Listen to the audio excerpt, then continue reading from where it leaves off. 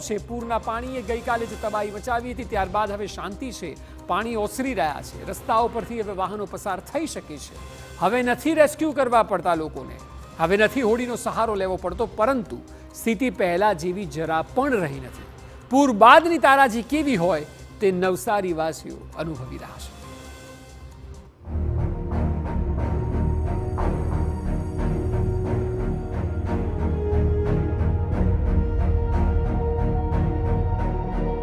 ઘરમાં પાણી એટલું બધું ઘૂસી ગયું છે કે હવે દિવાલે પડી ગઈ છે, ગોદડા બધા પીવાય ખરાબ પીલાઈ ગયા છે ને હાલત એટલી ખરાબ થઈ ગયેલી છે કે ઉવાઈ ની બેહે એવી કોઈ પોઝિશન નથી અમારી, બોલાયું બી બોલે।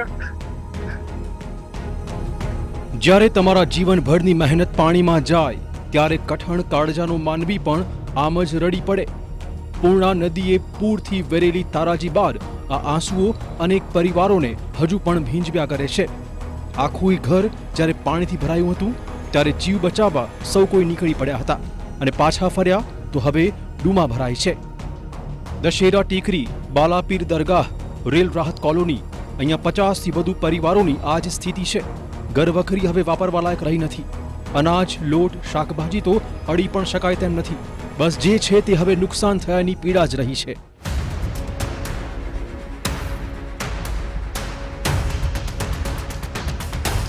ચોવીસ કલાક પહેલા ચારે કોર પાણી હતું, હવે પીવાના પાણી માટે છે દોડાદોડ। નવસારીના મિથિલા નગરીમાં લોકો હવે પીવાના પાણી માટે વલખા મારી રહ્યા છે। પૂર્ણાના પૂર આવ્યા ત્યારે આ વિસ્તારનું એક પણ ઘર એવું નહોતું કે જેમાં 2 અઢી ફૂટ પાણી ન ભરાયું હોય। મિથિલા નગરી દર વર્ષે સૌથી પહેલા પૂર્ણાના પ્રકોપનો ભોગ બને છે। પાણી તો ઓસર્યા, પરંતુ લોકો જીવન પાટે ચઢાવવા મથામણ કરી રહ્યા છે। પીવાના પાણી માટે ટેન્કરનો સહારો લેવાઈ રહ્યું છે। 1968ની વાત કરીએ ત્યારે એટલું પાણી આવ્યું હતું, ત્યારે 2004 પછી પાણી આવ્યું હતું ને 2024ની અંદર રેકોર્ડ બંધ પાણી આવ્યું છે। કેટલા ફૂટ હતું અંદાજે? અંદાજિત 8 થી 9 ફૂટની આસપાસ પાણી ભરાયા હતા અને હરેક મિથિલા નગરી વિસ્તારની અંદર પોતાના ઘરની અંદર 1.5 ફૂટથી લઈને 2.5 ફૂટ સુધી પાણી ભરાયા હતા। બધું ભરાઈ ગયું, અનાજથી માંડીને કપડાં ધોવાનું મશીન, સેટી, ગોદડા બદલા, અનાજ બનાજ બધું જ ખાસું પાણી હતું, ઘૂંટણ સુધીનું।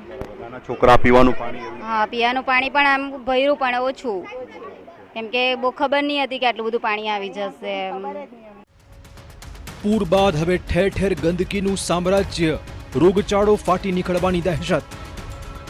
ક્યાંક ભય છે, ક્યાંક આક્રોશ।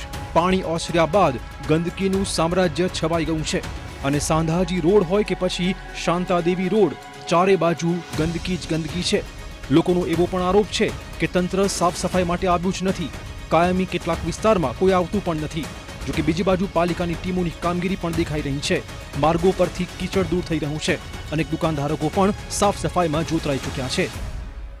બધી ઘણી ગાડીઓ ડૂબી ગઈ, બહુ નુકસાન, અંદાજ જ નથી, કોઈ અંદાજ નહીં મળે નુકસાનનો। એટલી બધી ગાડીઓ, બધી ગાડીઓ પાણી પર, લીફ અડધી અંદર, લીફ અંદર અમારી। હાલ તો કોઈ સફાઈ કરવા આવતું નથી। એકદમ પરિસ્થિતિ એટલી બધી ખરાબ છે ને કે એવું લાગે છે કે ભયંકર રોગચાળો ફાટી નીકળશે। ઘણા વર્ષોથી નવસારી નગરપાલિકામાં ભાજપનું રાજ ચાલતું હોવા છતાં પણ ક્યારે પણ એ લોકોની સાફ સફાઈની ટીમ અમારા એરિયામાં તો દેખાતી જ નથી, કોઈ આવેલ નથી। અને જે બેદરકારી છે એ બેદરકારીમાંથી તંત્ર ધ્યાન આપે એ જ વિનંતી કરવામાં આવે। બીજું તો શું છે, તંત્રને શું કહેવાનું આવે? તંત્ર જાણે છતાં પણ ઊંઘે છે। આ વસ્તુ અક્ષમ્ય છે।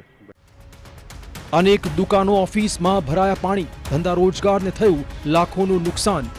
હવે જુઓ એ લોકોની વેદના જેમણે ધંધા રોજગાર માટે લાખોનું રોકાણ કર્યું હતું, વેપાર કરી વધુ કમાવાના સ્વપ્ન સેવ્યા હતા, પરંતુ તે સપનાઓ પર નદીના પાણી ફરી વળ્યા। અનેક દુકાનોમાં પાણી ભરાયા, ઓફિસમાં પાણી ભરાયા હતા, નવા સ્ટાર્ટઅપ હતા, નવો જુસ્સો હતો અને હવે નર્યા નિસાસા છે। કેવી રીતે ફરી બેઠા થઈશું તેની ચિંતા છે। લાસ્ટ યર જ અમે 6.5-7 લાખના ઇન્સ્ટ્રુમેન્ટો લીધેલા, ટોટલ 16-17 લાખના ઇન્સ્ટ્રુમેન્ટ છે। દરેક ઇન્સ્ટ્રુમેન્ટોમાં પાણી છે, મશીનો બગડી ગયા છે, જેટલા પણ ફ્રેમ્સ છે, જેટલી બી ગ્લાસીસ છે એ બધા નુકસાની। 3-3.5 લાખનો માલ સામાન આપણે ભરેલો હોય, ગ્લાસીસ ભરેલો હોય, ગ્લાસીસનું નુકસાની। નુકસાન તો જો મધ્યમ વર્ગના દુકાનદારો છે, જે સાડીના મશીનદારો છે અને નવા સ્ટાર્ટઅપ ચાલુ કરેલા છે, એ લોકોને બહુ જ સાહેબ નુકસાન છે। કારણ કે રેલની એવી કોઈ એટલી બધી માહિતી આવી નથી કે આટલું બધું પાણી આવશે। કાપડમાં બહુ બધું નુકસાન થયું, એનું મટીરિયલ ઝીરો થઈ ગયું। બધું જેટલું મટીરિયલ અમે સેફ રાખ્યું હતું એ બધું પાણીમાં ડૂબી ગયું છે અને આ જે મશીનરી છે આટલી ઊંચી લેતા પણ ડૂબી ગઈ છે બધી. બધા મશીનરી અત્યારે ફેલ જ છે. નવસારીમાં પૂર બાદ હવે વહીવટી તંત્રની કામગીરી વધી ગઈ છે અને એક્શન શરૂ કરાયું છે. સાફ સફાઈ કામગીરી માટે 396 જેટલા કર્મચારી જોડાયા છે. રોગચાળો રોકવા 17 આરોગ્ય વિભાગની ટીમો કામે લાગી છે. ફૂડ એન્ડ ડ્રગ વિભાગે ખોરાકની ચકાસણી શરૂ કરી છે. પૂરના કારણે 1.5 લાખ લોકોને અસર પહોંચી છે, જેમાંથી 3700 લોકોનું સ્થળાંતર કરાયું હતું. ટોટલ સ્થળાંતર છેલ્લે આપણે 3700 જેટલા લોકોનું કર્યું હતું, જે લોકો આજે સવારે પાણી ઓસરી જતા પોતપોતાના ઘરે ગયા છે. એ જતાં સૌથી પહેલાં અમારી પ્રાયોરિટી છે સફાઈની. આમાં નવસારી નગરપાલિકા સાથે રિજનલ કમિશનર ઓફ મ્યુનિસિપાલિટીઝ તરફથી આપણને થોડા ઘણા લોકો આપવામાં આવ્યા છે બીજા નગરપાલિકાઓ પાસેથી. એના સાથે જ એસએમસીમાંથી પણ એક ટીમ આપણી પાસે આવી ગઈ છે. પૂર્ણા હવે રૌદ્ર સ્વરૂપમાંથી શાંત સ્વરૂપમાં આવી રહી છે. જોકે જે તબાહી મચાવી હતી તેમાંથી બહાર નીકળવું અહીંના લોકો માટે ખૂબ જ અઘરું સાબિત થવાનું છે.